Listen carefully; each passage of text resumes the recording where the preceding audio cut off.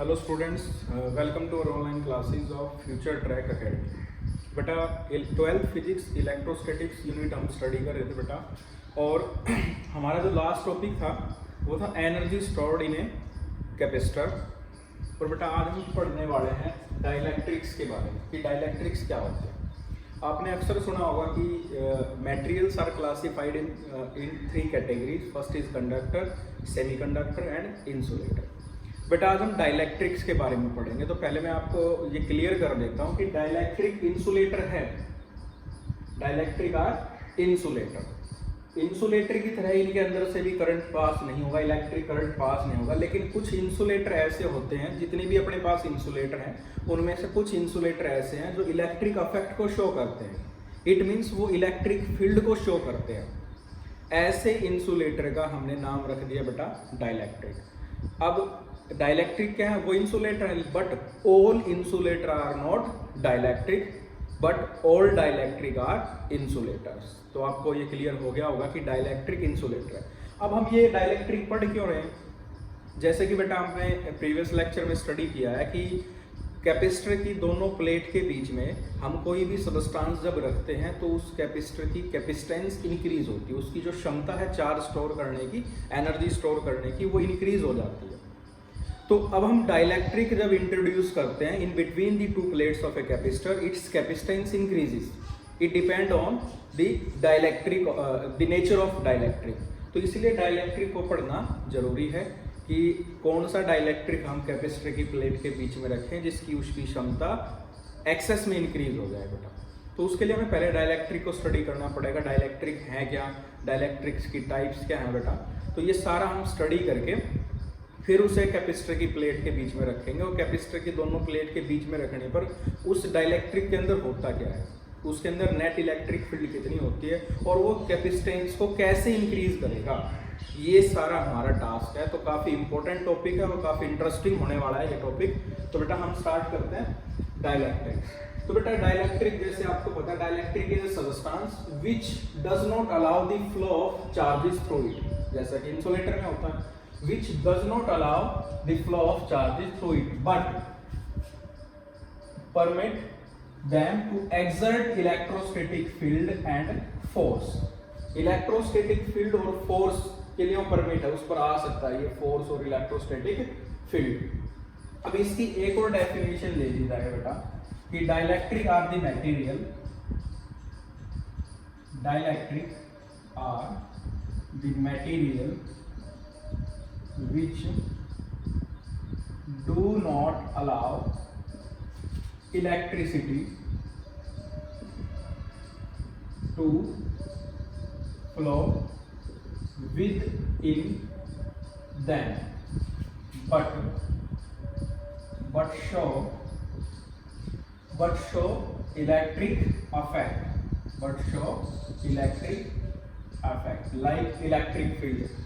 और की डेफिनेशन और भी लिख सकते हैं कि dielectric are non conducting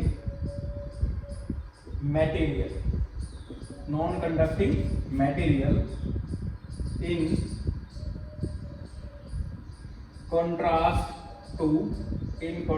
to conductor। they have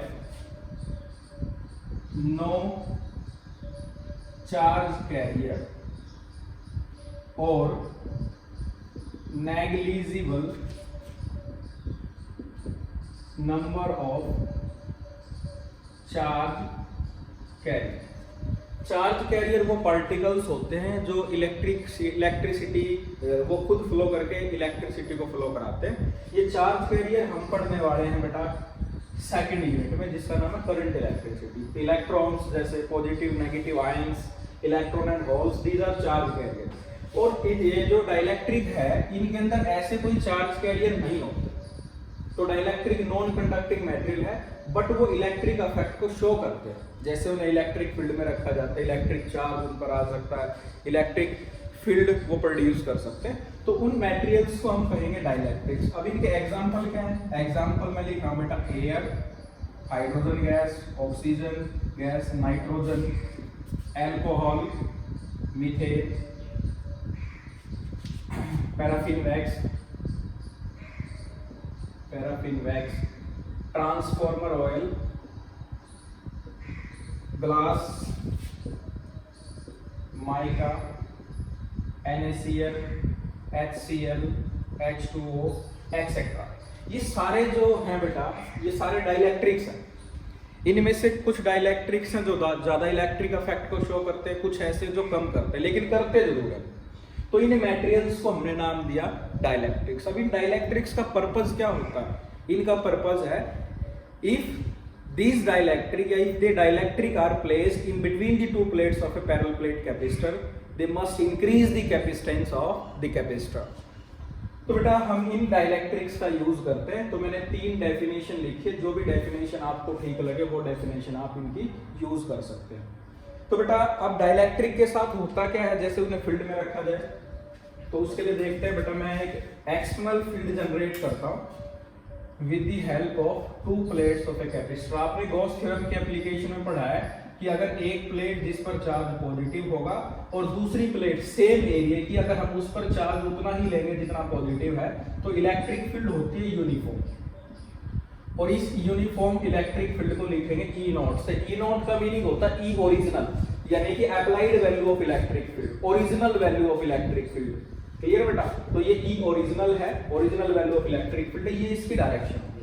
अब इसके बीच में हम कोई डाइलेक्ट्रिक सबस्टेंस रख देंगे, एक ऐसा सबस्टेंस जो डाइलेक्ट्रिक मॉलिक्यूल से मिलके बना होगा, उस सबस्टेंस को हम डाइलेक्ट्रिक सबस्टेंस कहेंगे।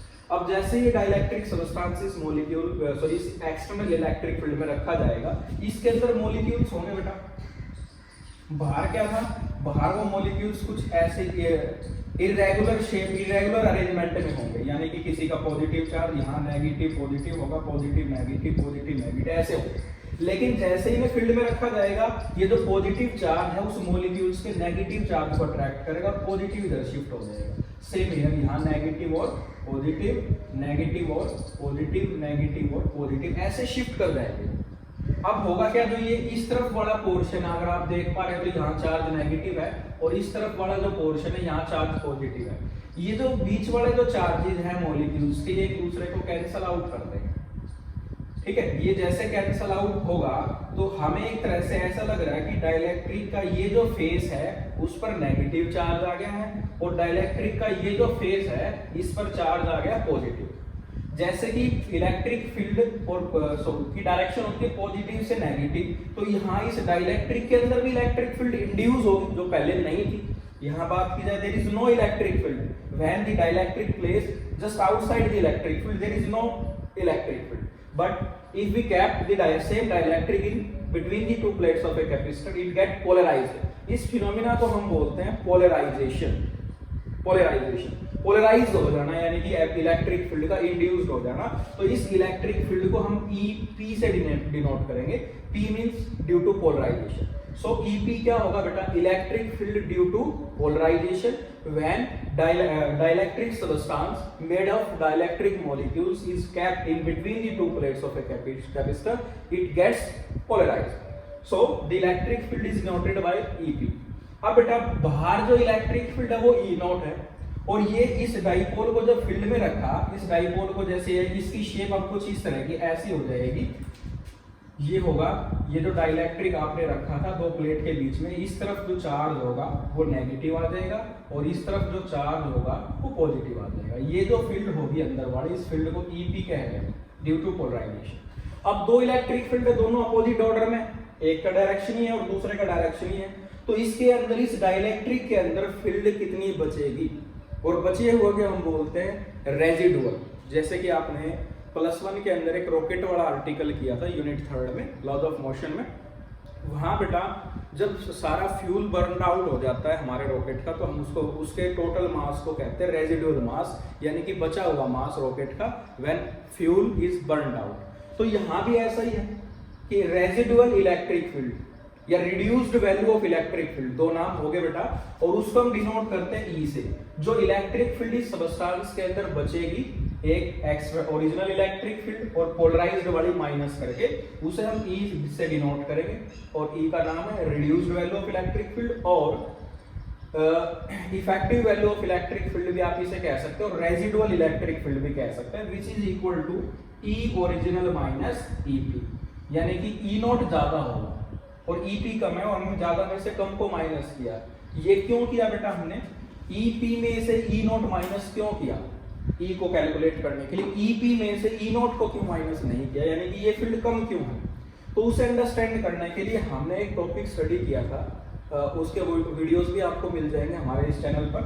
वो क्या था बेटा कि अगर हमारे पास एक कंडक्टर है जिसे हम इंसुलेटिंग स्टैंड से रखते हैं, उसके पास एक चार्ज बॉडी लेकर आते हैं, से we place a charge body, positive charge body near this conductor.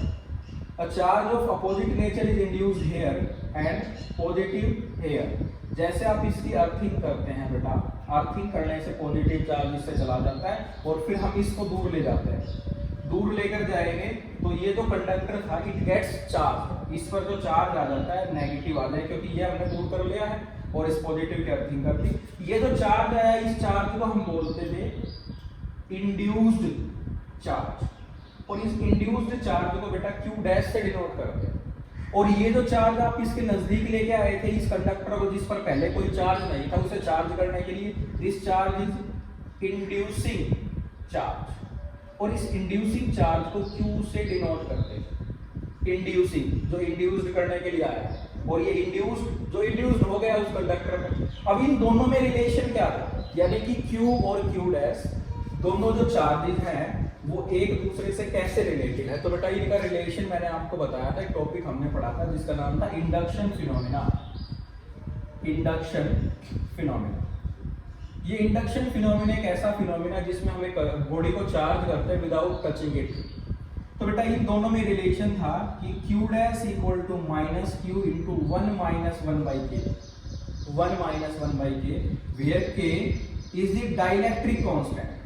Dielectric constant, ये जो k है ये हमारा डाइलेक्ट्रिक कांस्टेंट है, एंड k फॉर मेटल्स और कंडक्टर इक्वल टू इनफाइनाइट हो जाता है, और 1 बाई इनफाइनाइट 0।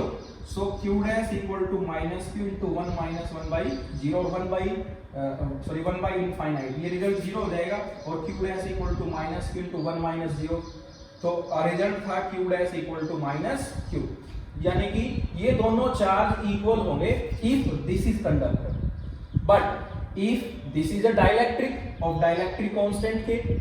अगर ये कोई डाइलेक्ट्रिक है जिसका डाइलेक्ट्रिक कांस्टेंट k है, तो बेटा होगा क्या कि ये जो q डैश है, जो इंड्यूसिंग चार्ज है, विच is always less than q, which is always less than q, यानी कि यहां अगर चार्ज कैपिटल Q होगा, इस प्लेट पर प्लस q है और इस प्लेट पर माइनस q है, लेकिन यहां जो चार्ज होगा वो माइनस q होगा और ये प्लस q होगा। और आपको याद रखना है कि q is greater then small q, और electric field depend on charge, electric field charge पर डिपेंड करती है। सो जो ये इलेक्ट्रिक फील्ड होगी जिसे आप ओरिजिनल इलेक्ट्रिक फील्ड या अप्लाइड इलेक्ट्रिक फील्ड बोल रहे हैं, which is always greater than electric field due to polarisation for the all values of k, because k is greater than 1, dielectric constant की value greater than 1 होती है, इस वजह से जो इलेक्ट्रिक फील्ड है E नॉट वो ज्यादा होगा किससे, EP से।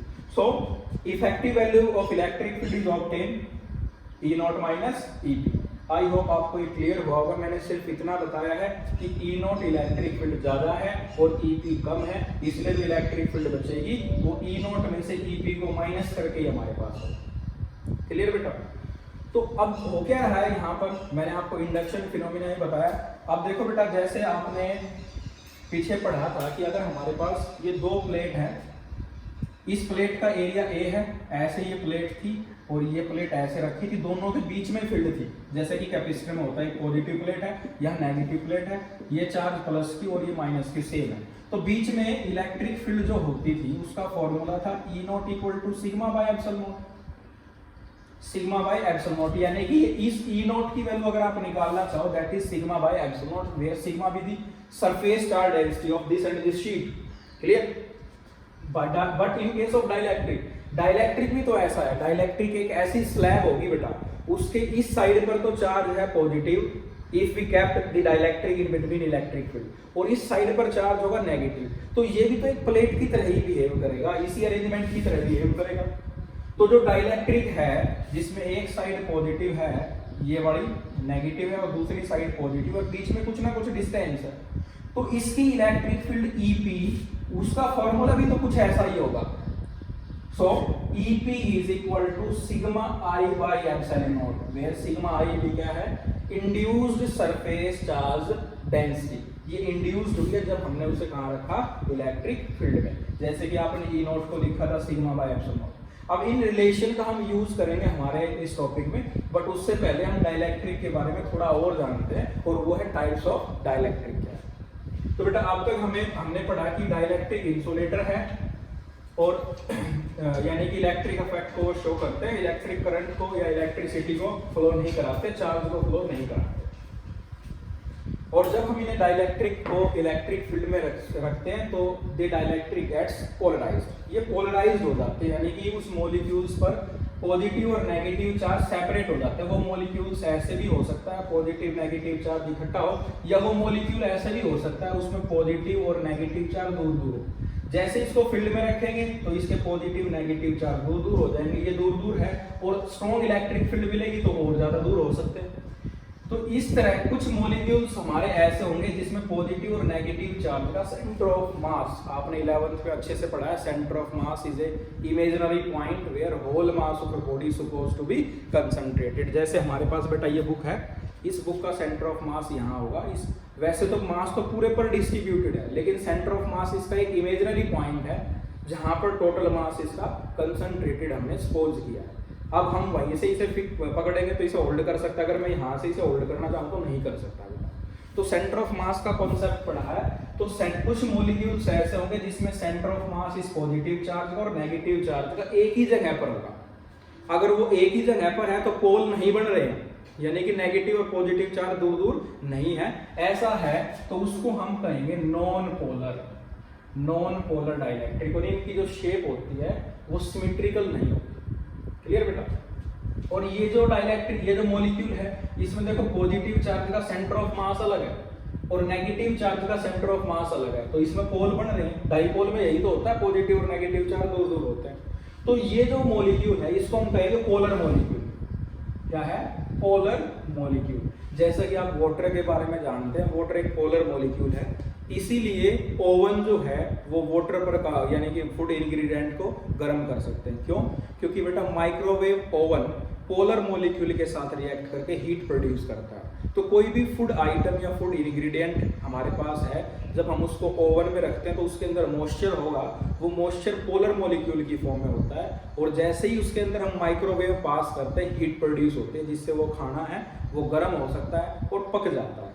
तो अब पोलर मॉलिक्यूल और नॉन पोलर मॉलिक्यूल, यानी कि कुछ डाइलेक्ट्रिक ऐसे होंगे जो नॉन पोलर मॉलिक्यूल होंगे जिनके, कुछ डाइलेक्ट्रिक ऐसे जिनके पोलर मॉलिक्यूल है। तो यहां से हमने डाइलेक्ट्रिक की दो डेफिनेशन बनाई है।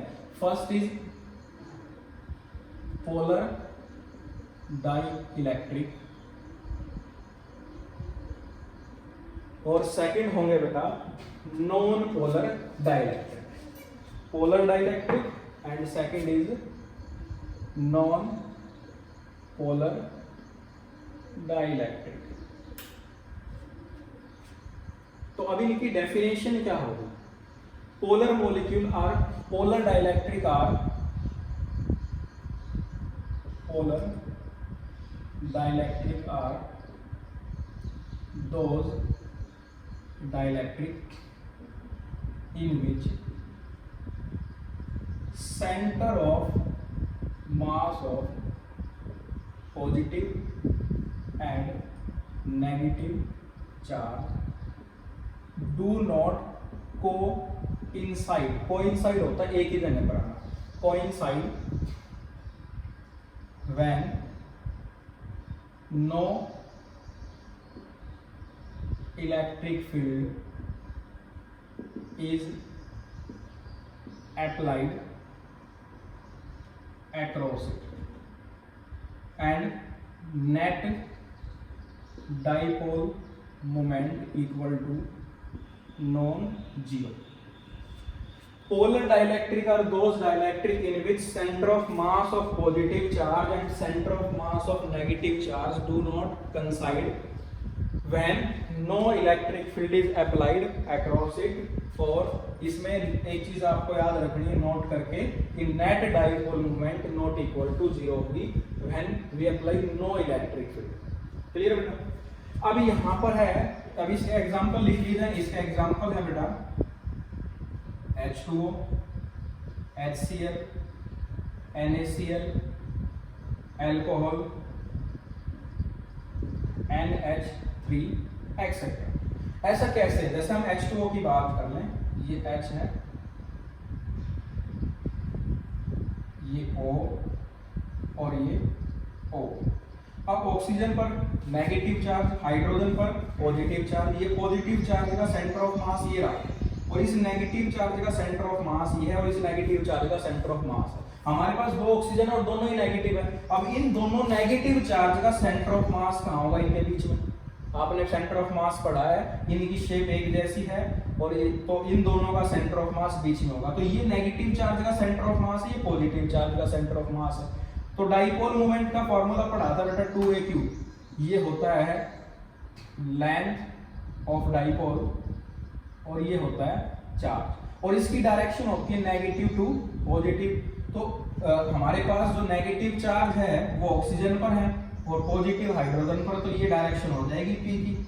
तो H2O कैसा मॉलिक्यूल है? एक पोलर मॉलिक्यूल है, उसके अंदर net electric dipole moment not equal to 0 है, और इस पर अभी तक हमने कोई इलेक्ट्रिक फील्ड अप्लाई नहीं की। Same for NaCl, Cl negative, Na plus centre of mass positive charge का यहाँ नेगेटिव है, डाइपोल मोमेंट की डायरेक्शन ये होगी बेटा। सेम फॉर HCl के केस में भी है, H पॉजिटिव Cl नेगेटिव, ये पॉजिटिव का सेंटर ऑफ मास, ये नेगेटिव का डायरेक्शन डाइपोल मोमेंट की ये होगी। बट कुछ मॉलिक्यूल ऐसे हैं जिनका पॉजिटिव और नेगेटिव का सेंटर कोइंसाइड करता है, यहां हमने लिखा है do not coincide. But in case of some dielectric, the center of mass positive and negative charge are coincide. So the type of dielectric is known as non-polar dielectric. तो बेटा हम dielectrics को कहेंगे non-polar dielectric। तो definition में आपको क्या करना है? डेफिनेशन में सिर्फ चेंज नहीं करना। non-polar dielectric are those dielectric in which center of mass of positive charge are coincide when no electric field is applied across it। Example क्या होंगे? अब वही नोट करके यहाँ लिखने वाली बात है कि net dipole moment equal to 0। इस केस में नेट डाइपोल मोमेंट 0 होगी, क्योंकि P का फॉर्मूला क्या होता है 2aq, और पॉजिटिव नेगेटिव चार्ज डिस्टेंस क्या है 0 है, सो डाइपोल मोमेंट 0 इनिशियल। बट ध्यान रखना है जब फील्ड में नहीं रखा तब उनकी डाइपोल मोमेंट 0 है, लेकिन जैसे ही इन्हें फील्ड में रखेंगे इनकी डाइपोल मोमेंट कुछ ना कुछ होगी, दे गेट्स पोलराइज्ड, और पोलराइज्ड होने से क्या होगा नेगेटिव पॉजिटिव चार्ज दूर दूर हो जाएंगे, तो हम उसको करेंगे बेटा पोलराइजेशन, जैसे कि अभी आपने पढ़ा।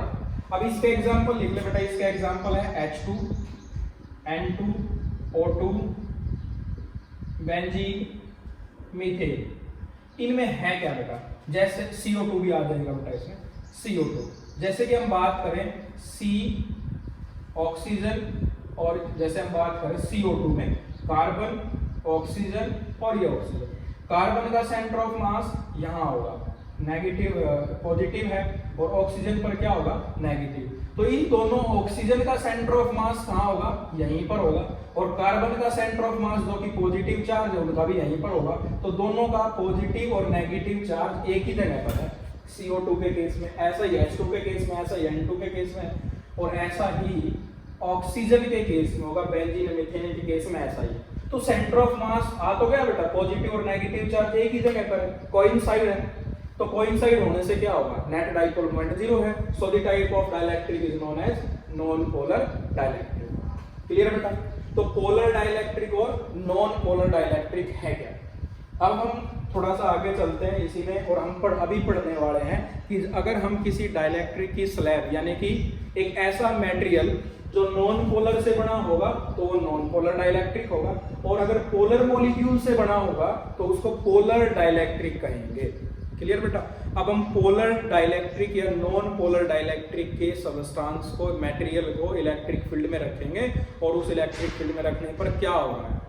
क्लियर बेटा? तो इलेक्ट्रिक फील्ड डिक्रीज हो रही है, इंक्रीज हो रही है, इफेक्टिव इलेक्ट्रिक फील्ड क्या होगी, reduced value of electric field क्या होगी, इन सब के बीच में एक रिलेशन निकालेंगे जो कि हमारे लिए काफी हेल्पफुल होगा for the calculation of variation of electric field, calculation of variation of capacitance of a parallel plate capacitor if we kept a dielectric in between the plates of a capacitor. तो let us start.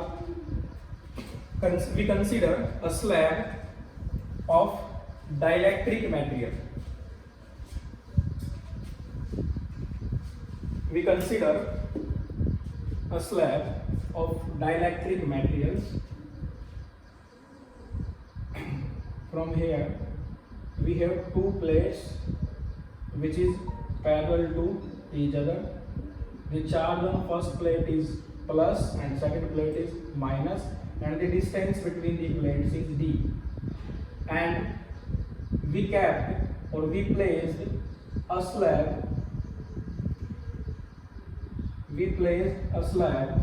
of dielectric constant K. हमने एक slab ली जिसका dielectric constant हमें known है, let the value of dielectric constant is K and the charge of negative is induced here and charge positive is induced here. Let the thickness of sheet is T, thickness of slab is T, and the distance between the plates is D. There is some separation or air gap in between the plates and the slab, which is D minus T, which is D minus T.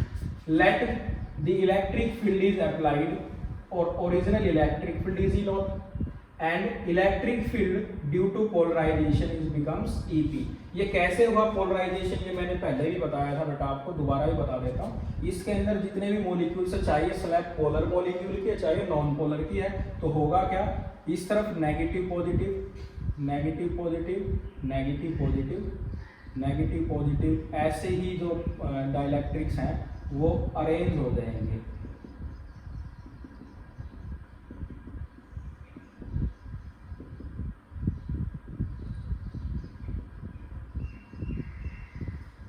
ये हमारी positive sheet थी बेटा और ये negative थी, तो ये positive negative charge cancel कर देंगे एक दूसरे के इफेक्ट को, ये भी कैंसिल हो जाएंगे, ये भी कैंसिल हो जाएंगे, सेम हेयर यहाँ भी कैंसिल हो जाएंगे। और इस साइड पर चार्ज हमें दिखाई देगा नेगेटिव है, और इस साइड पर जो चार्ज होगा पॉजिटिव है। तो इन दोनों चार्ज की वजह से आप ऐसे देख लें, ये पॉजिटिव नेगेटिव चार्ज था, ये electric field positive negative charge, ये इलेक्ट्रिक फील्ड, ये इलेक्ट्रिक फील्ड, तो ये इलेक्ट्रिक फील्ड की डायरेक्शन है ऐसे इन सभी के कारण, उसको हमने EP लिखा है। तो ये मैंने दोबारा से नहीं बनाया, डायरेक्ट एक ऐसा डायग्राम बनाया क्योंकि ये हम पहले पढ़ चुके हैं। अब बेटा यहाँ हमने एक रिलेशन पढ़ा था कि E नॉट और EP में क्या रिलेशन है, उसी रिलेशन को हम लिख देते हैं।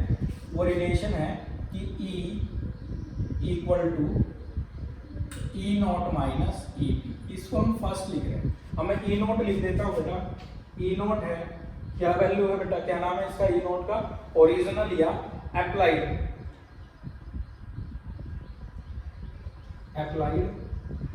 वैल्यू ऑफ इलेक्ट्रिक फील्ड, आप इसे एक्सटर्नल इलेक्ट्रिक फील्ड भी कह सकते हैं।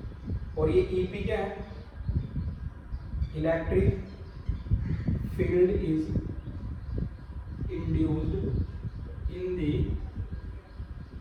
डाइलेक्ट्रिक, और electric field due to polarisation.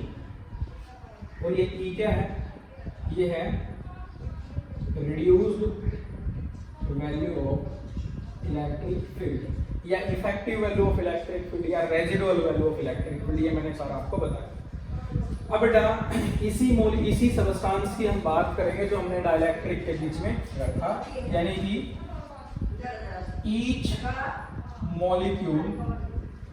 each molecule becomes a teeny electric dipole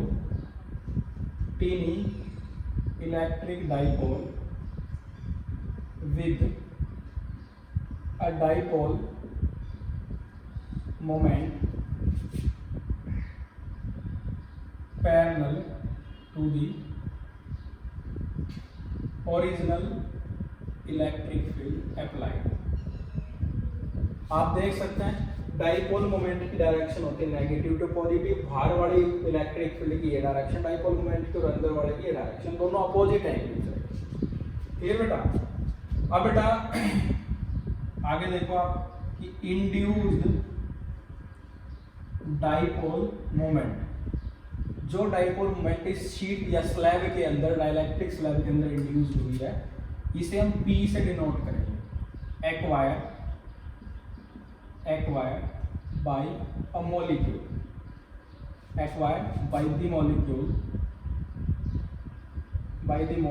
may be written as, यानी कि induced dipole moment which is induced in a dielectric is dielectric proportional to applied value of electric field। जितनी ज्यादा आप ये electric field apply करेंगे उतनी ही ज्यादा ये जो डाइलेक्ट्रिक स्लैब है, ये जो हमने डाइलेक्ट्रिक मटेरियल लिया है जिसे हमने दोनों प्लेट के बीच में रखा है, ये उतना ही ज्यादा पोलराइज्ड होगा और इसमें इंड्यूस्ड डाइपोल मोमेंट उतने ही अमाउंट में इंक्रीज होगा। अब इस प्रोपोर्शनल साइन को रिमूव करने के लिए हम यहाँ पर कांस्टेंट लगाते हैं और इस बार हम कांस्टेंट यूज करेंगे दो, और वो दो कांस्टेंट है अल्फा और एप्सिलॉन नॉट, और ई नॉट अपने पास है। इस इक्वेशन को सेकंड लिखें। यहाँ जो P लिखा हमने बेटा वो है इंड्यूस्ड डाइपोल मोमेंट, और ये जो अल्फा है, इस अल्फा को बोलते हैं एटॉमिक या molecular polarisability.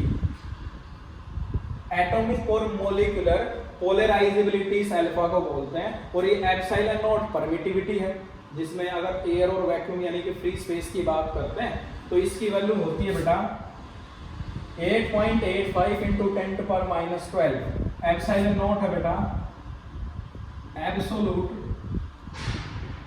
Electrical permittivity of free space. Absolute electrical permittivity of free space having value 8.85 into 10⁻⁻12, ये इसकी वैल्यू होती है बेटा।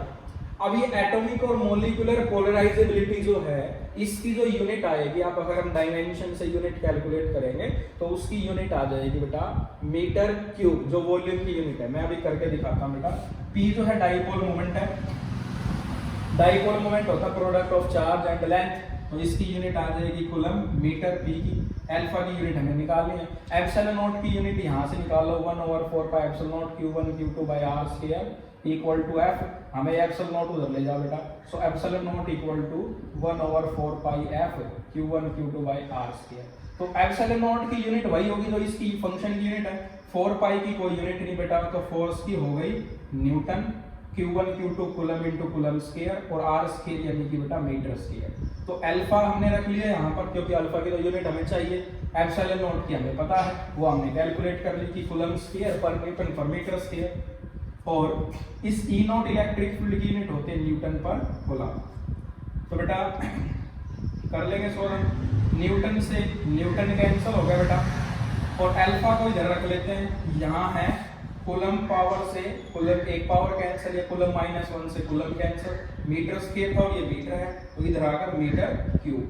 सो दी एटॉमिक और molecular polarizability having the same unit as that of volume, जो वॉल्यूम की unit है वही सेम एटॉमिक और मॉलिक्यूलर पोलराइजेबिलिटी की यूनिट है।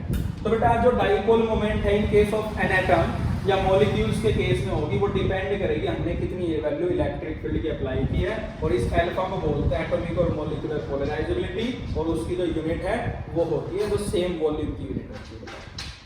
ठीक है, अब बेटा इसमें हम आगे थोड़ा स्टडी करते हैं, हमें पता लग गया अल्फा क्या है और एप्सिलॉन नॉट क्या है। अब जैसे कि ये जो स्लैब है इसका नाम हम रख लेंगे A B C डी। और ये ए बी सी डी एक नॉन पोलर स्लैब थी स्टार्टिंग में, इसके अंदर dipole moment start initially zero थी जब हमने कोई इलेक्ट्रिक फील्ड अप्लाई नहीं की। अब जब कुछ वैल्यू हमने इलेक्ट्रिक फील्ड की अप्लाई की है तो इसके अंदर कुछ ना कुछ डाइपोल मोमेंट आ जाएगा। तो बेटा स्टार्ट करते हैं इसमें, इसको हमने सेकंड इक्वेशन लिखा। आगे देखो बेटा कि let us consider a non-polar dielectric slab of dielectric constant K is placed in an external electric field E naught. We consider a dielectric slab ABCD made up of non-polar dielectric of dielectric constant K is placed in an external electric field E naught as shown in figure. Now suppose all the atoms or molecules are uniformly polarised. बेटा आपको polarised बताया था, polarised होना क्या होता है, हमने assume किया कि जितने भी एटम्स हैं हमारे इस डाइलेक्ट्रिक स्लैब के अंदर वो यूनिफॉर्मली पोलराइज्ड हुए हैं in the direction of applied electric field, in the direction of applied electric field. जो हमारी अप्लाइड इलेक्ट्रिक फील्ड है उसी सेम डायरेक्शन में ये जो मॉलिक्यूल्स या एटम्स थे वो पोलराइज्ड हुए हैं and x is the displacement of negative and positive charge of an atom. जो ये एटम था जिसमें पहले पॉजिटिव और नेगेटिव चार्ज एक जगह पर थे, अब इलेक्ट्रिक फील्ड की वजह से centre of mass of positive charge और नेगेटिव चार्ज दूर दूर हो गए हैं। और एक मॉलिक्यूल्स के केस में हम इस डिस्टेंस को डिनोट कर रहे हैं x से, x हमारी डिस्प्लेसमेंट है between the positive and negative charge of an atom. Clear बेटा? तो जो एक एटम की जो हमारी डाइपोल मोमेंट होगी, सिंगल एटम की डाइपोल मोमेंट, इसी में लिख देता हूं, dipole moment of each atom is equal to T से डिनोट कर ले बेटा, स्मॉल p से, और विच इज इक्वल टू हो जाएगा Q into x, Q into x. P हमारी डाइपोल मोमेंट है ईच एटम के केस में, और चार्ज Q यानी कि उस मॉलिक्यूल पर जो चार्ज है इधर माइनस Q और इधर प्लस Q, और ये डिस्टेंस है दोनों का वो x है। तो डाइपोल मोमेंट होती है product of either charge and length. Charge हमने Q लिया और लेंथ L है। अब बेटा उसमें ऐसा तो होगा नहीं स्लैब के अंदर सिर्फ एक ही एटम या एक ही मॉलिक्यूल होगा। This slab contain very large number of molecules, so we consider n be the number of atoms per unit volume. Let capital N be the number of atoms per unit volume. Then dipole moment per unit volume or total dipole moment density. Total dipole moment density याद रखना बेटा इसको, ये term है total dipole moment density, इसे हम capital P से denote करेंगे, which is equal to number of total number of atoms पर unit volume into dipole moment of a atom, और एक एटम की डाइपोल मोमेंट P है, so the formula P equal to n into P की value रखेंगे जो कि है Q इनटू x। तो ये जो हमारे पास रिजल्ट आया, ये P आपको याद रखना, ये है टोटल डाइपोल मोमेंट डेंसिटी, और Newton n number of atoms है पर यूनिट वॉल्यूम, Q चार्ज है और x डिस्टेंस है। n नंबर ऑफ एटम्स पर यूनिट वॉल्यूम की यूनिट हो जाएगी metre cube, number divided by volume, number की कोई यूनिट नहीं, वॉल्यूम की मीटर क्यूब, इनटू चार्ज की यूनिट कूलम है और डिस्टेंस की है बेटा मीटर, तो 1 मीटर से 1 पावर कैंसिल होगा, 2 पावर बचेगी, मीटर कैंसिल, तो इस P की जो यूनिट आएगी वो आ जाएगी coulomb metre minus 2, coulomb metre minus 2। इस P को कहते हैं total electric dipole moment density. और इस कूलम मीटर माइनस 2 आपको ध्यान हो तो ये सिग्मा की यूनिट होती है, सिग्मा होता है चार्ज बाई एरिया, चार्ज की यूनिट होती है कूलम और एरिया की metre square. So total dipole moment density and surface charge density have the same dimension और सेम यूनिट। यही इंपॉर्टेंट पॉइंट है याद रखने का कि सरफेस चार्ज डेंसिटी और हमारी total dipole moment density are dimensionally same. और किसी भी फॉर्मूले की अगर उस फॉर्मूले को करेक्ट होना है, उसकी बेसिक नीड है कि उसे डायमेंशनली करेक्ट होना पड़ेगा बेटा। अगर वो डायमेंशनली करेक्ट है तो वो फॉर्मूला ठीक होगा। तो बेटा ये दोनों quantity total dipole moment density और सरफेस चार्ज डेंसिटी का डायमेंशन सेम है। अब मैं इसको रफ करके थोड़ा आगे और बता रहा हूँ क्योंकि बेटा हमारे पास बोर्ड में स्पेस नहीं है। आपको ये रिजल्ट ध्यान रखना होगा। फर्स्ट इक्वेशन इसका हम यूज करेंगे बाद में। Second equation P alpha epsilon not E not, P जो है इंड्यूस्ड डाइपोल मोमेंट है और ये कैपिटल P है टोटल डाइपोल मोमेंट डेंसिटी। तो मैं इस पोर्शन को रफ कर रहा हूँ, फर्स्ट और सेकंड इक्वेशन को ये हम याद रखेंगे। अब बेटा अगर हम बात करें इससे आगे, इस P को कहते हैं इलेक्ट्रिक पोलराइजेशन। इस P का दूसरा नाम है इलेक्ट्रिक पोलराइजेशन भी, electric polarisation. The other name of P or total dipole moment density is electric polarization। अब आगे चलते हैं बेटा, यानी कि effective value of electric field की बात कर ली जाएगी। ठीक है, इस P का यानी कि total dipole moment P is equal to dimensionally sigma. तो बेटा हमारे पास जो फर्स्ट इक्वेशन थी यानी कि reduced value of electric field, जिसे हमने फर्स्ट इक्वेशन कहा था, वो इक्वेशन कुछ इस प्रकार थी, E equal to E naught minus E P. ठीक है बेटा, और मोलिक्यूल्स के इस डाइपोल के केस में जो P है ये टोटल डाइपोल मोमेंट इस डाइलेक्ट्रिक की है और इस डाइलेक्ट्रिक के अंदर जो फील्ड है वो EP है।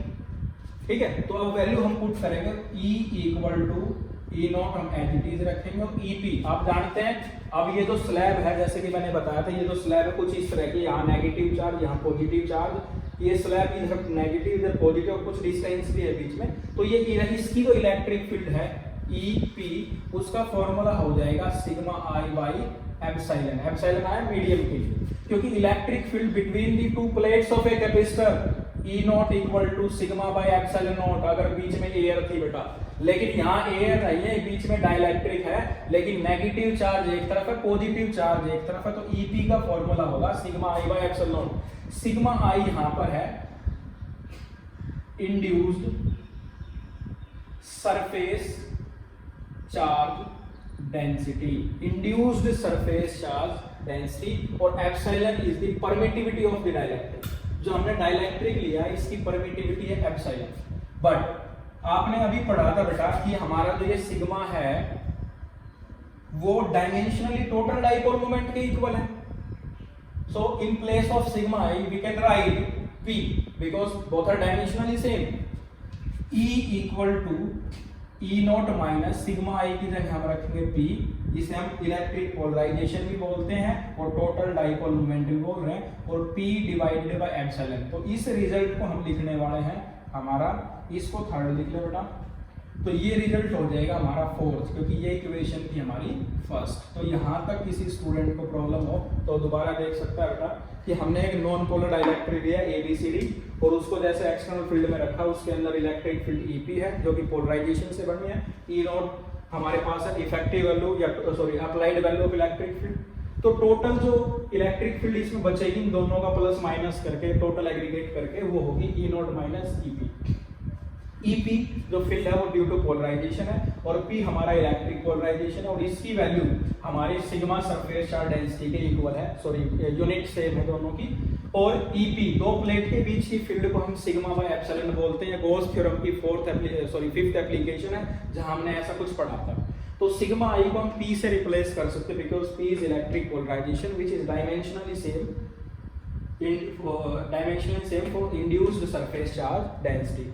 तो यहाँ तक बेटा फोर्थ इक्वेशन तक क्लियर। अब हम इसमें एक टॉपिक और इंट्रोड्यूस करने वाले हैं, यानी कि हमें अगर मैं इस डाइलेक्ट्रिक को फील्ड में रख रहा हूँ तो इसके अंदर ईपी कम है और इसको रख रहा हूँ तो ईपी ज्यादा है, यानी कि ये ज्यादा पोलराइज्ड होगा और ये कम पोलराइज्ड होगा।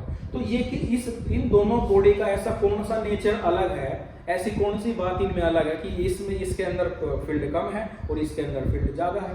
तो उस टर्म को हम ससेप्टिबिलिटी बोलते हैं। ससेप्टिबल, कौन सा ससेप्टिबल होगा, यानी कि अपने अंदर से इलेक्ट्रिक फील्ड कौन से ज्यादा पास करेगा, कौन सा ज्यादा पोलराइज्ड होगा। अगर इसके 20 एटम पोलराइज्ड हो रहे हैं, इसके 50 एटम पोलराइज्ड हो रहे हैं, तो ये ज्यादा ससेप्टिबल है comparison of this.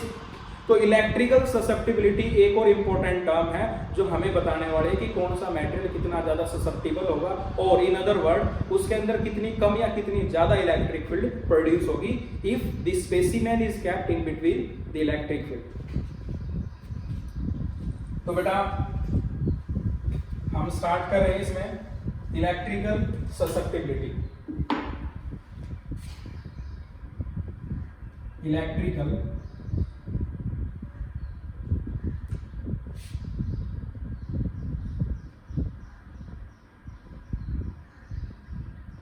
Electrical susceptibility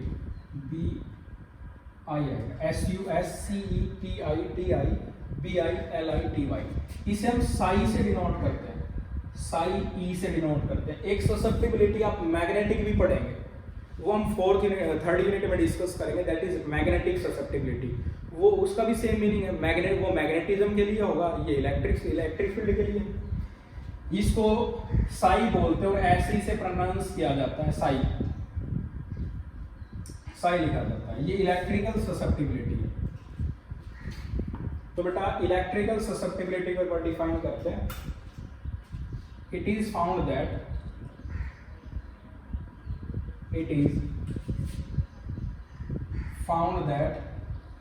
the electric polarisation, जिसे हमने यहां लिखा था electric polarisation P equal to capital M Q into X, वो था इलेक्ट्रिक पोलराइजेशन कैपिटल P या total dipole moment density is directly proportional, या डायरेक्टली हटा तो प्रोपोर्शनल भी लिख सकते हो, proportional to the value of electric field, value of reduced value of to the reduced value of electric field, reduced value of electric field, यानी कि कोई स्पेसिमेन जब इलेक्ट्रिक फील्ड में रखा जाता है तो उसके अंदर बची हुई वैल्यू इलेक्ट्रिक फील्ड की ई है, और जो हमारा पी जो है डाइपोल इलेक्ट्रिक पोलराइजेशन वो इस ई पर डिपेंड करता है कि कितना बचा हुआ। देखो बेटा जितनी ज्यादा आप फील्ड अप्लाई करोगे ई नॉट, वो पोलराइजेशन ई नॉट पर डिपेंड करता है, तो जो पोलराइजेशन है वो इस ई पर भी तो डिपेंड करेगा, ये भी तो रिलेशन में है। So it is found that the electric polarization P is directly proportional to the reduced value of electric field. We can write this mathematically, P is directly proportional to E. अब यहाँ पर हम constant लगाएंगे तो P equal to psi E for electric, और दूसरा constant इसमें epsilon होगा जो कि मीडियम के लिए आ रहा है, और इलेक्ट्रिक फील्ड हमारे पास E है। E और एप्सिलॉन अलग अलग, दोनों अलग अलग है, आपका ध्यान रखना। E हमारे पास है reduced value of electric field, epsilon है परमिटिविटी ऑफ द डाइलेक्ट्रिक, और ये इस रिजल्ट को हम लिखेंगे फिफ्थ इक्वेशन। यहाँ हमने दो कांस्टेंट यूज किए हैं इस रिलेशन, इसको इक्वल फॉर्म में लाने के लिए हमने दो कांस्टेंट यूज किए। First is electrical susceptibility and second is epsilon, that is permittivity of the medium. तो इलेक्ट्रिकल ससेप्टिबिलिटी एक लिख लें कि इलेक्ट्रिकल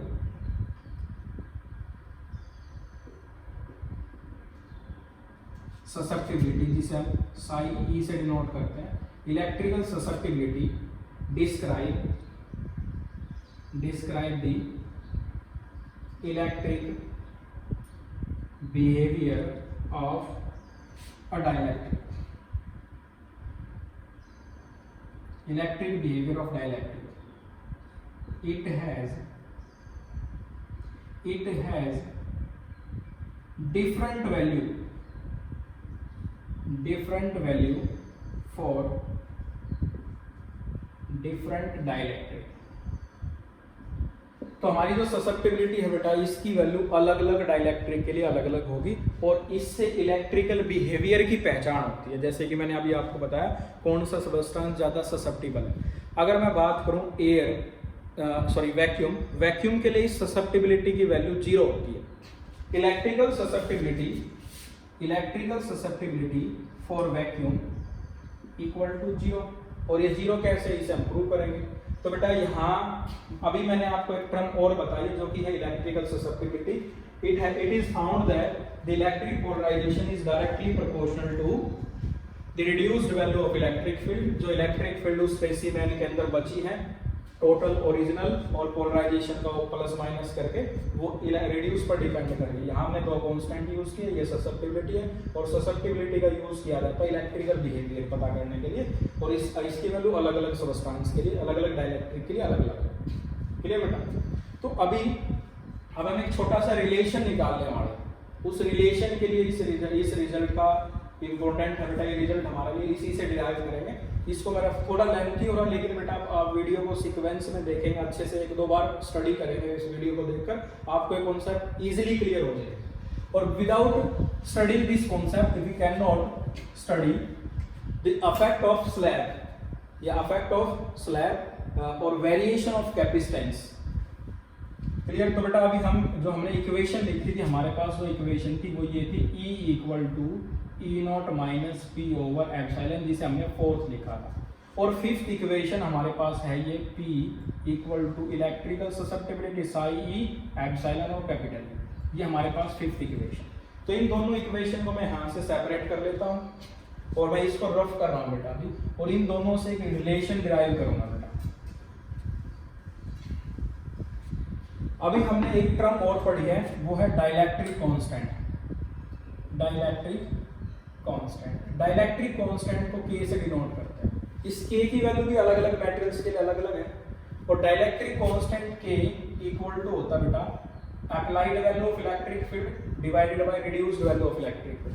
इस स्पेसिमेन के डाइलेक्ट्रिक कांस्टेंट K की जानकारी के लिए हम ये निकालेंगे कि हमने इस स्पेसिमेन को पोलराइज करने के लिए कितनी इलेक्ट्रिक फील्ड अप्लाई की और कितनी इसके अंदर बची हुई। Total applied electric field divided by residual electric field और reduced value of electric field. ये जो रेशियो होगा, इस रेशियो को डाइलेक्ट्रिक कांस्टेंट बोलते हैं। यानी कि ये जो डाइलेक्ट्रिक है, जिसका डाइलेक्ट्रिक कांस्टेंट K है, इस K की वैल्यू डिपेंड करेगी कि हमने इलेक्ट्रिक फील्ड कितनी अप्लाई की और इसके अंदर कितनी इलेक्ट्रिक फील्ड बची हुई है। अगर इलेक्ट्रिक फील्ड ज्यादा बचेगी इट मींस डाइलेक्ट्रिक कांस्टेंट कम है, और इलेक्ट्रिक फील्ड कम बचेगी इट मींस डाइलेक्ट्रिक कांस्टेंट ज्यादा है। तो ये रिजल्ट भी इंपॉर्टेंट है, इसको हम 6th रिजल्ट लिख लें। इसको डिफाइन आप कर ही लेंगे कि ratio of electric field applied to the electric field reduced to the electric field left in specimen. अब बेटा इस 4th रिजल्ट का यूज करते हैं, बहुत सिंपल है। From 4th E equal to E0 minus P over epsilon. अब इस P को हम ये वैल्यू लिख सकते हैं P की, तो नेक्स्ट स्टेप में लिख देंगे now from 5th E equal to E0 और P की जगह आ जाएगा epsilon psi E for electric and into epsilon और reduced value of electric field divided by epsilon. इस एप्सिलॉन से आप एप्सिलॉन कैंसिल कर सकते हैं। So E equal to E0 minus electrical susceptibility into reduced value of electric field which is left in a specimen after the polarization. तो ये value negative और ये दोनों फंक्शन एक जैसे, तो इसको उधर ले जाते हैं। तो E plus psi E into E equal to E0। यहाँ से आप कॉमन निकाल लो, 1 plus psi E into E equal to E0। इसके बाद इस रिजल्ट के बाद मैं यहाँ करा रहा हूँ अभी 1 plus susceptibility 1 plus psi E equal to E0 by E। अब from 6th E0 by E equal to है बेटा K, तो हम वैल्यू पुट कर देंगे इसमें 1 plus electrical susceptibility equal to K। ये जो रिजल्ट है ये मोस्ट इंपोर्टेंट रिजल्ट है जिसका हम यूज कर सकते हैं डाइलेक्ट्रिक कांस्टेंट और इलेक्ट्रिक ससेप्टिबिलिटी निकालने के लिए। अगर ये हमें गिवन है तो हम डाइलेक्ट्रिक कांस्टेंट निकाल सकते हैं। अब जैसे बात कर लें K की जो वैल्यू होती है वो वैक्यूम के लिए होती है 1, K1 रखेंगे तो electrical susceptibility equal to 1 minus 1 equal to 0 हो गया प्रूफ बेटा, जो हमने कहा था कि वैक्यूम के लिए इसकी वैल्यू 1 होती है। तो ये 7th जो रिजल्ट आया हमारे पास विच इज मोस्ट इंपॉर्टेंट। तो बेटा ये जो अभी आपने स्टडी किया, हमने पढ़ा कि डाइलेक्ट्रिक क्या है, डाइलेक्ट्रिक्स की टाइप्स क्या है, पोलर नॉन पोलर क्या है, और अगर हम पोलर और नॉन पोलर को इलेक्ट्रिक फील्ड में रखते हैं तो इलेक्ट्रिक पोलराइजेशन प्रोड्यूस होता है, और वो पोलराइजेशन हमारे इस डाइलेक्ट्रिक कांस्टेंट पर, और ये जो हमने डाइलेक्ट्रिक रखा इसकी ससेप्टिबल नेचर कैसा है इसका, इस बात पर भी डिपेंड करता है। तो हमने फिर इसके ससेप्टिबिलिटी और डाइलेक्ट्रिक कांस्टेंट में एक रिलेशन निकाला, और हमने ये भी जाना कि हमारा जो पोलराइजेशन टोटल डाइपोल मोमेंट है वो डायमेंशनली किसके इक्वल है, सिग्मा आई के। सिग्मा आई है इंड्यूस सरफेस चार्ज डेंसिटी, और सिग्मा आई इक्वल होगा बेटा क्यू आई ओवर एप्सिलॉन के। क्यू आई है इंड्यूस्ड चार्ज। इसी रिलेशन से ये जो डेरिवेशन हमने किया, इसी से हमने जो रिलेशन पढ़ा था कि q dash equal to minus Q into 1 minus 1 by K, ये रिलेशन यहीं से आया बेटा, इन्हीं से जो हमने डेरिवेशन की, इनसे हम इस रिजल्ट को भी डिराइव कर सकते हैं। E equal to E naught minus E P easily derive कर सकते हैं बेटा यहाँ से। तो बेटा नेक्स्ट क्लास में हम पढ़ने वाले हैं variation of capacitance of a capacitor. तो बेटा आज के लिए इतना ही, आज जो आपको कराया गया आप इसको अच्छे से स्टडी करेंगे, और बेटा मिलते हैं हम नेक्स्ट लेक्चर में। Thanks for watching.